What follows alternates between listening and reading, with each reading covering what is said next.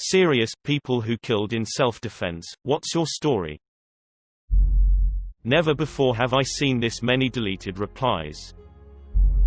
Some guy tries to mug me in the street. He tells me to give him my wallet. I pulled my concealed carry and shot him in the leg, fatal, and pelvis as I pulled up my gun. I grab his gun, a snub-nose revolver, out of his hand and see the chamber. It was empty. That f***ed me up for years. From some of the comments I see, I should point out the revolver was still in his waistband, with his hand on the grip, when I pulled my weapon.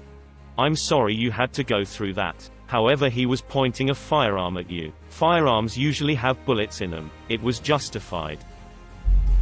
This was a very traumatic experience for me. I had recently turned 18, graduated from high school, and started college. My college wasn't in the best part of town, but I ignored the warnings and didn't pay much attention to my surroundings. It was about 11 o'clock at night, and I was walking back to my dorm from a friend's dorm that was across campus. Everything was regular until I started hearing footsteps on the sidewalk behind me. When I looked back, no one was there, but it still put me on edge. I kept walking, but I kept hearing the footsteps. Every time I turned around I couldn't see anyone, and I was starting to get scared. Finally I turned around and saw a man walking further behind me. He was dressed in dark clothes and had strange gait.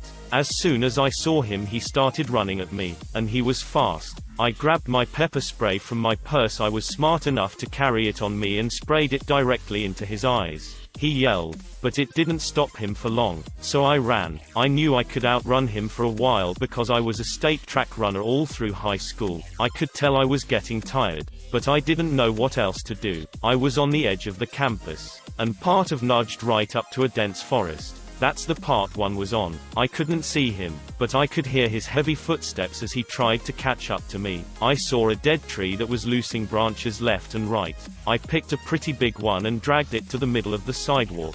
Then I took a good-sized one that was pretty heavy, but I could still lift it easily. With my branch in hand I hid behind a tree. Soon after I saw him. He was still running fast, and coming right up on the branch. Just as I planned, he tripped, and I saw his shocked, sick face as he fell to the ground. I ran out from my tree and started pummeling him over the head with my branch. I saw blood, but I ran off. Once I got at my dorm I took a second to catch my breath. And then I dialed 911. I explained to them what happened as the operator calmed me down, and signaled for an ambulance and some police. I learned later that the man died en route to the hospital, but also that he had been mugging and beating young women for ages as they walked alone in the dark.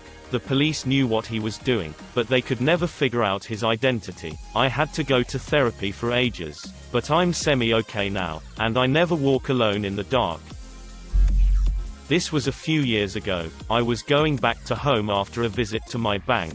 I realized that someone was following me. I tried to ignore it first, but he kept following me. I changed my direction so that I don't go near my home. Then, to finally confirm whether it was real, I pretended to tie my shoelaces. The guy took this as an opportunity and lunged at me. I realized what was happening just in time. I stood up hurriedly. He bumped into me and I fell down again. I thought I was done for, but the guy fell down too on the road and got run over. I have a fear of roads ever since then. Even when I am driving, I know it doesn't make sense that I would develop a phobia of roads after this, but that's what happened. I was heading home when I was attacked by two guys. They followed me when I got off the metro. My first memory of the attack is being on the ground and getting kicked in the head and ribs over and over. I was disoriented and it took me a few moments to realize what was happening and that I was being robbed. All that was going through my mind was don't resist. Don't fight back. Let them hit you and take your backpack, you can get another one. All the stuff your parents and movies teach you. The guy hitting me had one of those metal collapsible batons. The other was just watching from 10 feet away. The beating stopped when the guy with the baton tried to take my boots. I made eye contact with the other guy and at that moment he said "F it" and pulled out a knife. I decided to fight back.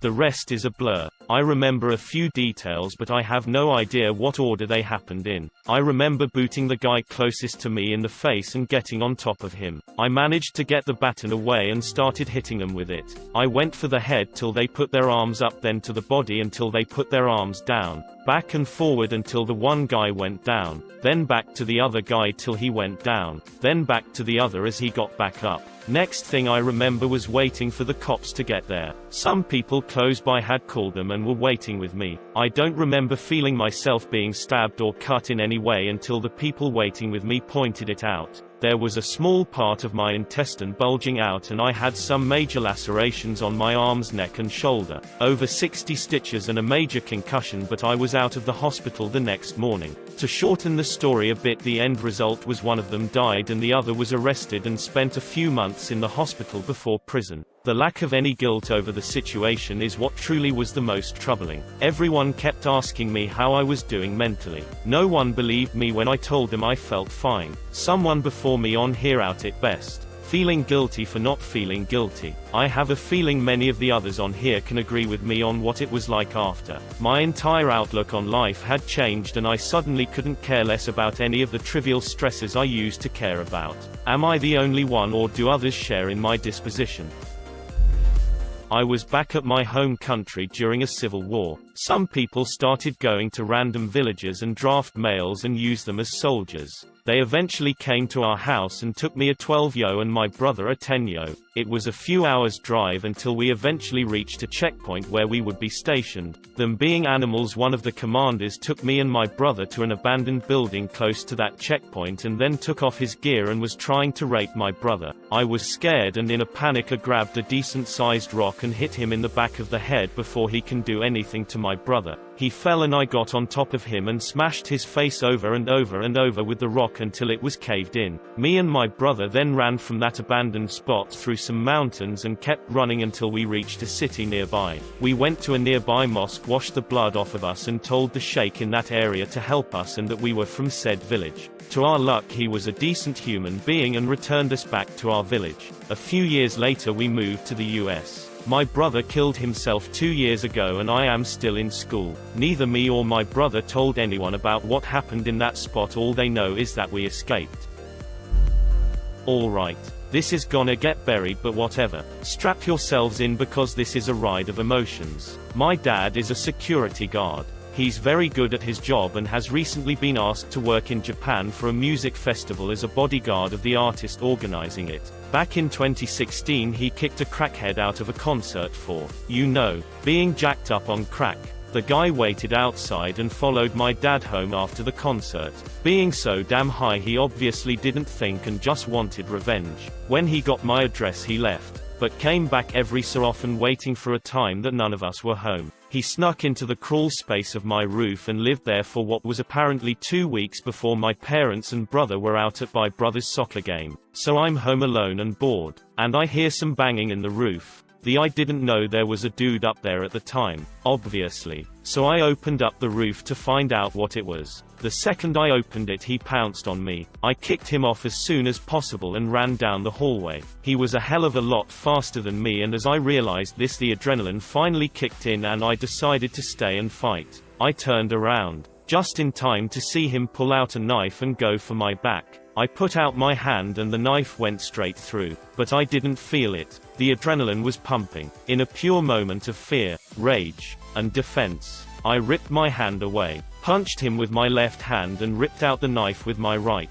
He ran at me again and I felt as if time slowed down. I held out the knife and happened to hit him in the throat. He suffocated about a minute later. I immediately called emergency services and 3 minutes later an ambulance and 2 cop cars showed up. The cops didn't arrest me as there was proof it was self-defense and that he was under the influence of cocaine, so I was free to go to the hospital. The knife had barely missed my bones, but it was too close for stitches, so I had to have my hand sort of glued together with a type of biodegradable, non-toxic superglue. I was with an abusive ex who would come home drunk every night. One night, we had a fight. I had my phone on vibrate, and that obviously meant I was sleeping with other people behind his back. He left for a while and came home drunker than I'd ever seen him. He wasn't making coherent sentences, but he lunged at me and wrapped his hands around my neck and sat on my chest. I thought I was going to die. I had done some BJJ when I was younger and managed to pull me legs up under his crotch, and then with everything I had, I pushed him off me. He hit his head on the sharp corner of a table we had in the living room and went still. I figured he had been knocked out, so I went outside and called the police. I was gonna put his ass in jail. I had the deepest purple bruises in perfect fingerprint form around my neck. He would have gone to jail. I smoked a cigarette outside, walked back in after I calmed my nerves just to make sure he wasn't awake and coming for me. He had a huge pool of blood under him. It was almost black looking, so I stood there trying to figure out WTF I was looking at. Put 2 and 2 together and the rest is history. Years of therapy, self-defense plea, open and shut. Not my story, but someone who I know. At the time, my friend was single and an officer in the military. He was coming from work, and when he walked into his house he noticed a pile of his belongings in the center of the floor and his sliding glass door broken and in the open position. He checked his closet and his guns were missing. They were not in a safe. He got on the phone with 911 and was telling them what had happened and how his house looked while checking each room. His AR-15 was still behind the door, as the robber had evidently missed it, so he chambered around while waiting on the police. While he was still on the phone with 911, he saw a man jump over his privacy fence with a plastic bag in his hand. Evidently the robber was coming back to get the items he had piled up in the living room floor. Knowing the robber had already stolen some of his weapons, and not knowing if the robber had them on him or had stashed them somewhere, he raised the rifle as the robber came in through the open sliding glass door and yelled for the robber to get on the ground. The robber made a move with his right hand towards the small of his back, and my friend opened fire at less than 10 meters, hitting the robber center mass 3 times. As he came over to the robber, he noticed that one of his stolen handguns had fallen from the robber's waist. The robber asked him, "Why'd you kill me, man?" and expired on the spot. The shooting was ruled justified. The robber had just recently been released from prison for burglary and had been living with his grandmother, who had a house in the neighborhood. I asked my friend if he felt bad about it, and he told me he didn't feel bad at all about the shooting, but he did feel bad about not having all of his guns in a safe, as not having them secured led to his decision to shoot. Knowing the robber had some of his guns,